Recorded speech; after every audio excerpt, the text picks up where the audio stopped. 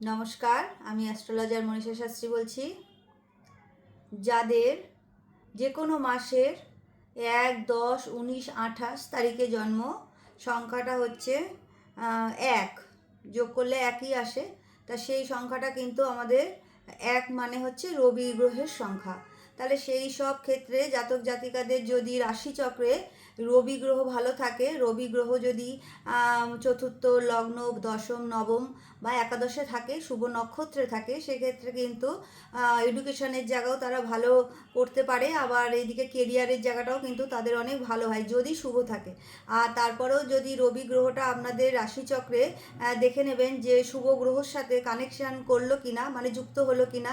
যেমন রবি বুধ, রবি বৃহস্পতি, আচ্ছা এইগুলো যদি থাকে তাহলে কিন্তু মান সম্মান যশ অর্থ সব কিছুর ক্ষেত্রেই কিন্তু সাফল্য আসে।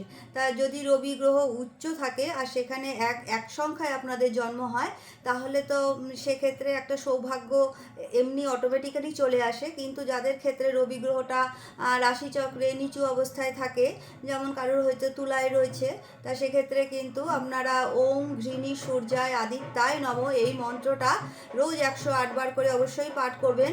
আর প্রত্যেক দিন আপনারা সূর্যের উদ্দেশ্যে জল দেবেন তামার ঘটিতে। পারলে হচ্ছে ওর মধ্যে একটা জবা ফুল নেবেন, কিছুটা কালো তিল নেবেন, কিছুটা গুড় নেবেন, দিয়ে এই মন্ত্রটা সহযোগে আপনারা কিন্তু অবশ্যই সূর্যকে জল চড়াবেন। তারপরেও যেটা করবেন আপনারা, যে সূর্যের জন্যে প্রত্যেক দিন আপনারা ওম ঘৃণী সূর্যায় আদিত্যায় নম এই মন্ত্রটা তো একবার অবশ্যই বলবেন। তার সাথে কিন্তু আপনারা পারলে একটা তামার কয়েন আপনারা লাল কাঠ দিয়ে গলায় ধারণ করতে পারেন।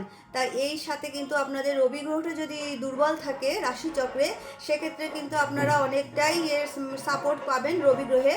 তা এভাবে যদি আপনারা করতে পারেন তাহলে কিন্তু রবি গ্রহের যে কুপ্রভাব, যার জন্যে কিন্তু মানুষের অনেক পরিশ্রম হয়ে যায়, সাফল্য কম আসে, মিথ্যে বদনাম আসে। রবি গ্রহ যদি অশুভ থাকে সেক্ষেত্রে কিন্তু মান সম্মান হানি হয়ে যাওয়ার ব্যাপার থাকে, মানে সেখান থেকে মিথ্যে একটা বদনাম চলে আসে। সেগুলোর থেকে অবশ্যই কিন্তু যেটা বললাম করতে পারলে অনেকটাই আপনারা এর থেকে ভালো থাকতে পারবেন।